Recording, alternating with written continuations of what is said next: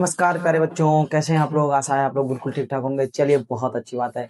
तो चलिए, आज हम आपके लिए लेकर आए हैं कक्षा 10 की विज्ञान का चैप्टर 2। इसका नाम है एसिड, बेस एंड साल्ट। अम्ल, क्षार और लवण। क्या नाम है? पार्ट 2 डालेंगे सबसे पहले। ठीक है, पार्ट 2 नाम क्या है? अम्ल अम्ल अम्ल, क्षार क्षार क्षार और तथा तथा तथा लवण लवण। क्या नाम है जी?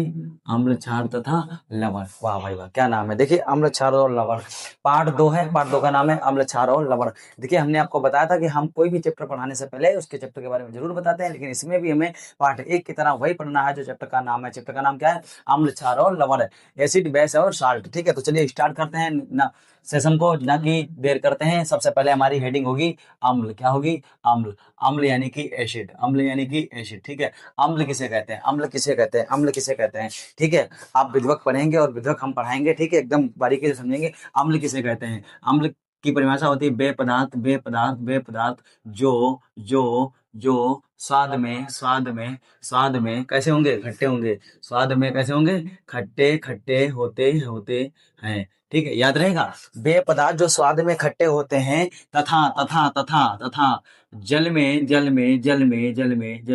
घोलने पर स्वाद में खट्टे होते हैं। जल में घोलने पर एच प्लस प्लस आयन देते हैं। याद रहेगा, एच प्लस आयन देते हैं। जल में घोलने पर एच प्लस आयन देते हैं और त्वचा पर पड़ने से फफोले उत्पन्न कर देते हैं। देखिए, कितनी परिभाषा हम आपको लिख के देंगे। वे पदार्थ जो स्वाद में खट्टे होते हैं, ठीक है, इनका स्वाद कैसा होगा? खट्टा। जैसे इमली खट्टी, नींबू खट्टा, ठीक है, विटामिन सी खट्टी, ठीक है, संतरा खट्टा, ठीक है, कच्चा आम खट्टा। तो वे पदार्थ जो स्वाद में खट्टे होते हैं तथा जल में घोलने पर एच प्लस आयन देते हैं और त्वचा पर पड़ने से फफोले उत्पन्न कर देते हैं, उन्हें हम क्या कहते हैं? अम्ल कहते हैं। क्या कहते हैं? अम्ल कहते हैं। इनका एग्जाम्पल अगर हम बात करें, इनके एग्जाम्पल की किसकी, तो क्या हो जाएगा? इमली हो जाएगी। क्या हो जाएगी? इमली इमली। फिर क्या हो जाएगा? नींबू नींबू। फिर क्या हो जाएगा? संतरा संतरा संतरा। फिर क्या हो जाएगा? कच्चा आम कच्चा आम कच्चा आम। याद रखना, कच्चा आम होगा, पका आम नहीं है। ठीक है, कच्चा आम हो गया। और बताइए खट्टी चीजें। अचार हो गया, लेकिन अचार क्षारी हो जाता है। ठीक है, इमली, नींबू, संतरा, आम आदि आदि आदि आदि, ये क्या है? अम्ल है। क्या है? अम्ल है। लेकिन अगर हम किताब रसायन विज्ञान की भाषा बोलें तो क्या हो जाएगा? तो अम्ल ऐसे पदार्थ होते हैं जो स्वाद में खट्टे होते हैं। जैसे जैसे जैसे CH3COOH, COOH, CL, ठीक है। और जितने भी अम्ल आपके लिखे हैं, ये मत कहना कि ये इनके नाम लिखे हैं, ये इनके नाम नहीं लिखे हैं। ये हमने ये आ, अपनी भाषा बता दी है, और ये रसायन विज्ञान की भाषा में चल रहे हैं हम कि अम्ल क्या होते हैं? वे पदार्थ जो स्वाद में खट्टे होते हैं, जल में घोलने पर एच प्लस आयन देते हैं, त्वचा पर पड़ने से फफोले उत्पन्न कर देते हैं, वो अम्ल कहलाते हैं। अब जैसे इमली, नींबू, संतरा, आम, ये सब, कच्चा आम, ये सब क्या है?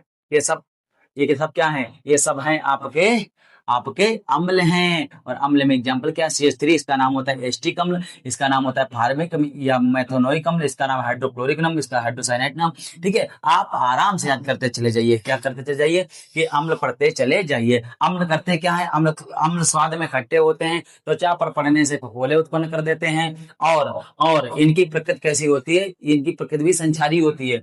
थोड़ी थोड़ी ये क्या करते हैं? संचारी होते हैं। ठीक है, और बहुत ही मान लीजिए ऐसे होते हैं कि अगर त्वचा पर पड़ जाए या कपड़े पर पड़ जाए तो उसे जलाकर राख कर देते हैं, जला देते हैं। अब हम देखेंगे अम्लों के प्रकार। क्या देखेंगे? अम्लों के प्रकार। ठीक है, अम्लों के प्रकार। लेकिन अम्लों के प्रकार से पहले हम आपको ये बता दें कि कौन कहाँ महत्वपूर्ण अम्ल, महत्वपूर्ण अम्ल देख लेते हैं कौन कौन से। जैसे जैसे दही दही दही में अम्ल। ठीक है, फिर सिरका में अम्ल। ठीक है, फिर नींबू में अम्ल।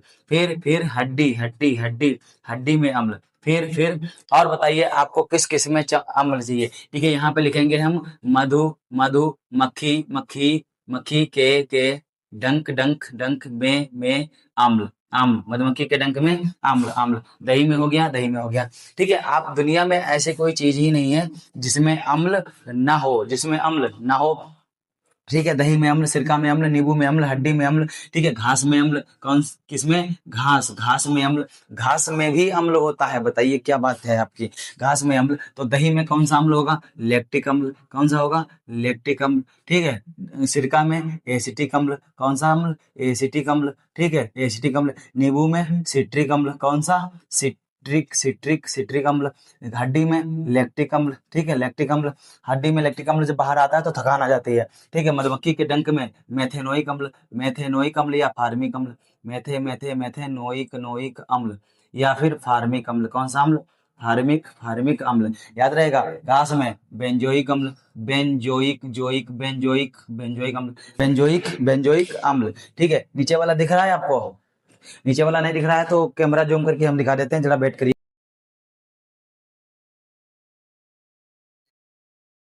दिख गया होगा आपको, चलिए बहुत अच्छी बात है, तो ये विभिन्न प्रकार के हमारे अम्ल थे जो, जहां जैसे और लिखा दे, बताओ चाय में कौन सा अम्ल, चाय में नीचे दिख नहीं रहा होगा, सॉरी माफ कीजिए, जैसे और लिखाते हैं, जैसे हम लिखाएंगे चाय में, ठीक है, चाय में कौन सा अम्ल, चाय में टैनिक अम्ल, कौन सा अम्ल, टैनिक अम्ल, ठीक है, टैनिक अम्ल, ठीक है, ठीक है, चाय में कौन सा अम्ल, टैनिक अम्ल, किसी में टार्टरिक अम्ल, किसी में सिट्रिक अम्ल, किसी में एस्टिक अम्ल, किसी में लैक्टिक अम्ल, किसी में बेंजोइक अम्ल, किसी में मेथेनोइक अम्ल, ठीक है, ये थे हमारे विभिन्न प्रकार के अम्ल, इनका स्वाद होता है खट्टा, ये जल में घोलने पर H+ आयन देते हैं, त्वचा पर पड़ने से फफोले उत्पन्न कर देते हैं और त्वचा को जला देते हैं, इनकी प्रक्रिया कैसे होती है, संचारी होती है, ठीक है, तो इतना आपको समझ में आ ही गया होगा, अगर अम्ल आपको समझ में आ गया तो नोट करिए, उसके आगे हम अम्लों के प्रकार पढ़ते हैं, क्या पढ़ते हैं, समझ गए थे, अम्ल समझ गए थे, तो चलिए अब अम्ल के प्रकार समझ लेते हैं, देखो हमने अम्लों में आपको परिभाषा बताई थी कि वे पदार्थ जो स्वाद में इकट्ठे होते हैं, जल में घोलने पर H+ आयन देते हैं, त्वचा पर फफोले उत्पन्न कर देते हैं, उन्हें अम्ल कहते हैं, फिर अम्लों के प्रकार बताए थे, ठीक है, सिरका, नींबू, संतरा, ये सब में अम्ल पाया जाता है, फिर हम किस पदार्थ में कौन सा अम्ल पाया जाता है ये भी बता दिया था,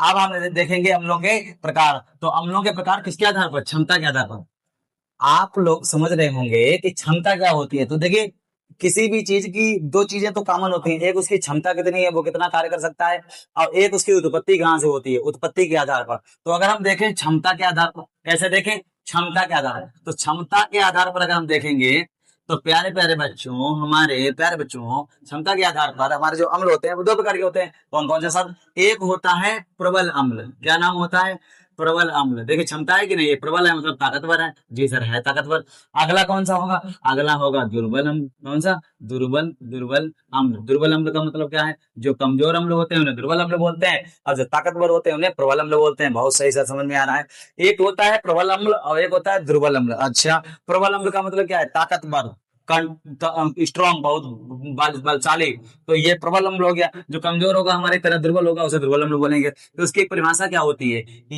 ये हम सीधे लिख रहे हैं, ये जल में पूर्णतया कैसे, पूर्णतया क्या होंगे, पूर्णतया विलय होंगे, क्या होंगे, विलय होंगे, या परिभाषा क्या होगी कि वे अम्ल जो जल में पूरी तरह से विलय हो जाते हैं, या जो जल में आसानी से विलय हो जाते हैं उन्हें हम प्रबल अम्ल कहते हैं, ये जल में पूर्णतः विलय होते हैं या विलय होंगे, या वे अम्ल जो पानी में पूरी तरह घुल जाते हैं, या वे अम्ल जो पानी में पूरी तरह विलय हो जाते हैं, आपको जो बात अच्छी लगे वो लिखिए, वे अम्ल जो पानी में पूरी तरह घुल जाते हैं, वे अम्ल जो पानी में पूरी तरह विलय हो जाते हैं, उन्हें हम प्रबल अम्ल कहते हैं, इसका एग्जाम्पल क्या होगा, इसका एग्जाम्पल अभी हम आपको बताएंगे, ठीक है, प्रबल अम्ल बताएंगे और दुर्बल अम्ल बता देंगे, एग्जाम्पल थोड़ी देर के लिए लिखे रहिए, इसकी परिभाषा क्या होगी कि ये पानी यानी कि जल में विलय नहीं होंगे, विलय नहीं होंगे, समझ में आ रहा है, जी सर, ये पानी में विलय नहीं होंगे और ये पानी में विलय हो जाएंगे, ये पानी में विलय नहीं होंगे, ये पानी में विलय हो जाएंगे, ठीक है, अच्छा हम क्या बताते हैं, हमारी दूसरी हेडिंग है कि उत्पत्ति के आधार पर, क्या होती है, उत्पत्ति के आधार पर, भाई ये तो हमने बता दिया, ये पानी में विलय होंगे, ये पानी में विलय नहीं होंगे, ये कॉमन सी बात है, अब ये पानी में विलय होंगे या नहीं होंगे, ये कैसे पता करेंगे हम, और वो पानी में विलय होंगे कि नहीं ये कैसे पता करेंगे, तो ये छोड़ो कि प्रबल अम्ल ये पानी में विलय होते हैं, दुर्बल अम्ल पानी में विलय नहीं होते, ये छोड़ो, मैं बताता हूँ, वो बात नोट करो, जिसमें कार्बन नहीं वो प्रबल अम्ल, और जिसमें कार्बन होगा वो दुर्बल अम्ल, याद रहेगा, ठीक, बढ़िया है, जिसमें कार्बन नहीं होगा वो प्रबल अम्ल होगा, और जिसमें कार्बन होगा वो दुर्बल अम्ल होगा। जैसे हम यहाँ पे लिख रहे हैं HCl, क्या इसमें कार्बन है? नहीं, ये कार्बन कार्बन नहीं, ये क्लोरीन है। फिर लिखा हमने H2SO4, क्या इसमें कार्बन है? नहीं। फिर लिखा हमने H2SO4 HCl H2SO4, ये कैसे हैं? ये कैसे हैं? H और एक और लिख लो HCCN, बताइए ये कार्बन है इसमें? नहीं है। इसमें कार्बन है? नहीं है। इसमें कार्बन है? नहीं है। तो साइनाइड है, ये कार्बन कहाँ है? तो ये सब कहलाएंगे प्रबल अम्ल। अब इन्हीं को हम बोल देंगे, इनको हम बोल देंगे उत्पत्ति के आधार पर। क्या बोलेंगे? उत्पत्ति के आधार पर उत्पत्ति के आधार पर ये भी होंगे, वो भी होंगे। तो ये उत्पत्ति के आधार पर कौन से होंगे? ये होंगे अकार्बनिक। कौन से? अकार्बनिक, जिसमें कार्बन नहीं होगा। उत्पत्ति के आधार पर भी दो प्रकार के अम्ल होते हैं, एक कार्बनिक अम्ल, एक अकार्बनिक अम्ल। तो क्या इसमें कार्बन है? नहीं है। तो ये कौन से हो जाएंगे? अकार्बनिक अम्ल। देखिए, हम पढ़ाने का तरीका समझिए मेरा, हम कैसे पढ़ा रहे हैं। ठीक है, एक बार में सारी बातें कंप्लीट करके चलते हैं हम। ये जल में पूरी तरह मिले होंगे, ये बात आप कैसे पता करेंगे? तो सीधे रखो, जिसमें कार्बन नहीं होगा वो प्रबल अम्ल, जिसमें कार्बन होगा वो दुर्बल अम्ल। और जिनमें कार्बन होता है उन्हें हम कार्बनिक बोलते हैं, जिनमें कार्बन नहीं होता उन्हें कार्बनिक बोलते हैं। क्या इसमें कार्बन है? नहीं है। तो ये अकार्बनिक हो गए, किसके आधार पर? उत्पत्ति के आधार पर। और इधर चलेंगे तो इधर जिसमें कार्बन होगा वो दुर्बल अम्ल, जैसे CH3COOH, क्या इसमें कार्बन है? एक दो कार्बन है। दूसरा HCOOH, बताइए इसमें कार्बन है कि नहीं? देखिए इसमें कार्बन कैसे नहीं? CH3COOH, इसमें दो कार्बन, इसमें भी एक कार्बन। तो क्या इसमें कार्बन है या नहीं? कार्बन है, इसमें भी कार्बन है और इसमें भी कार्बन है। तो ये क्या कहलाएंगे? ये कहलाएंगे दुर्बल अम्ल। क्या कहलाएंगे? दुर्बल अम्ल। ये पानी में विलय नहीं होंगे, ये पानी में विलय नहीं होंगे। ठीक है, अब इनको अगर हम बात करें इनकी उत्पत्ति के आधार पर, किसके आधार पर? उत्पत्ति के आधार पर। उत्पत्ति के आधार पर अगर हम बात करेंगे इनकी, तो देखिए उत्पत्ति के आधार पर ये कौन से कहलाएंगे? ये कहलाएंगे कार्बनिक। कौन से? कार्बनिक अम्ल। क्या कहलाएंगे? कार्बनिक अम्ल। अब ये कौन से अम्ल? ये अकार्बनिक अम्ल। कौन से अम्ल? अकार्बनिक अम्ल। तो भैया आप इतनी बात तो समझ ही गए होंगे कि अम्लों के प्रकार में अगर हम देखेंगे तो अम्ल दो प्रकार के, एक प्रबल अम्ल, एक दुर्बल अम्ल। प्रबल अम्ल पानी में घुल जाते हैं, जबकि दुर्बल अम्ल पानी में नहीं घुलते हैं। ठीक है, और उत्पत्ति के आधार पर देखेंगे तो एक कार्बनिक अम्ल, एक अकार्बनिक अम्ल। जो अकार्बनिक होते हैं वही प्रबल होते हैं, जैसे HCl H2SO4 HCN, और जो अकार्बनिक होते हैं वही दुर्बल होते हैं। ठीक, जो कार्बनिक होते हैं वही दुर्बल होते हैं, जैसे CH3HCOOH। ये क्या है? ये सभी हैं आपके दुर्बल अम्ल। क्या इतनी बात आपके भेजे में घुसी? जी। अब ये मत बोल देना कि सर भगवान ने हमको भेजा लेकिन भेजे में भेजा नहीं भेजा। ठीक है, कोई बात नहीं, वो बात अलग है। आपके भेजे में भेजा नहीं भेजा है तो वो अलग बात है। देखिए, पढ़ाई में कभी भी पीछे नहीं होना चाहिए। ठीक है, कुछ बच्चे कंटिन्यू बोलते हैं कि सर कुछ ऐसा बताओ जिससे मोटिवेट हो हम। मोटिवेट। ठीक है, तो ये उन लोगों के लिए हम कहना चाहेंगे कि मोटिवेशन की कोई जरूरत नहीं होगी। जब भी आपको लाइफ में मोटिवेशन की आवश्यकता पड़े तो आपके पीछे दो चेहरे खड़े हैं, उनको देख लीजिए, माँ और बाप। अगर उनको देखकर भी आपका खून नहीं खोलता, फिर भी आपको मोटिवेशन की आवश्यकता है, तो मेरी बात गांठ बांध लीजिए, आप जीवन में कुछ नहीं कर सकते। ठीक है, जब भी पढ़ने का मन ना करे, जब भी मेहनत करने का मन ना करे, तो आपके पीछे दो चेहरे खड़े हैं, उनको देख लीजिए कि एक माँ और बाप जो आपकी सफलता का दिन प्रतिदिन इंतजार कर रहे हैं कि एक दिन हमारा बच्चा या बच्ची बड़ा होकर पढ़ लिख कर हमारा नाम रोशन करेगा। ठीक है, धन्यवाद।